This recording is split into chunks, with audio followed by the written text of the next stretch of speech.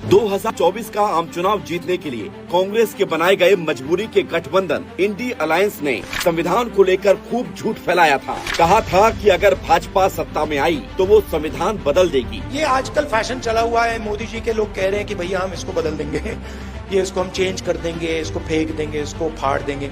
चुनाव हुए, इंडी गठबंधन की हार हुई और देश ने तीसरी बार फिर मोदी जी के नेतृत्व वाली एनडीए को सेवा का मौका दिया। चुनाव के बाद इंडी गठबंधन में दरार आई। कई राज्यों में कांग्रेस की एक के बाद एक हार हुई। एक अदद जीत के लिए तरस रही कांग्रेस ने बौखलाहट में तुष्टीकरण को बढ़ावा देना शुरू किया, लेकिन इस बार संविधान को ताक पर रखने की बात तक कर डाली। धर्म आधारित आरक्षण के लिए संविधान को बदलने तक की बात कह डाली। Even the Constitution doesn't allow for reservations based on religion.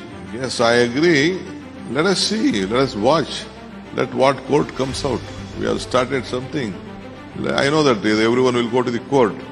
Let us wait for some good day. Good day will come. Lot of changes are there. Constitutions will be changing. There are judgments which alters the constitution also.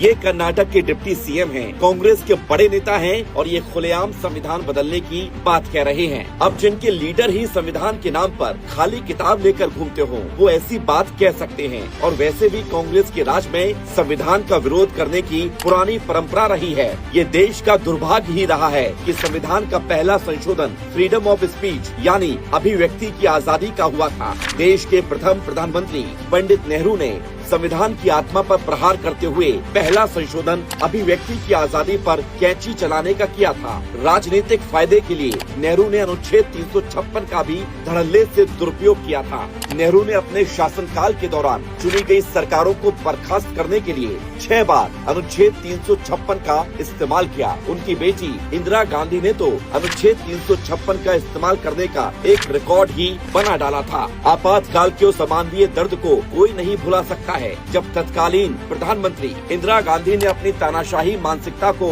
दर्शाते हुए संविधान की हत्या ही कर डाली थी। आपातकाल के दौरान संविधान में इस हद तक बदलाव किए गए कि इसे अंग्रेजी में कॉन्स्टिट्यूशन ऑफ इंडिया की जगह कॉन्स्टिट्यूशन ऑफ इंदिरा कहा जाने लगा था। जिस कांग्रेस पार्टी का इतिहास ही संविधान के साथ खिलवाड़ करने का रहा हो, जो कांग्रेस पार्टी संविधान विरुद्ध धर्म आधारित आरक्षण की वकालत करती हो, वो भला कैसे संविधान की रक्षा कर सकती है। कांग्रेस और राहुल गांधी को अब तो अपना ढोंग बंद करना होगा। आखिर ये पब्लिक है, ये सब जानती है।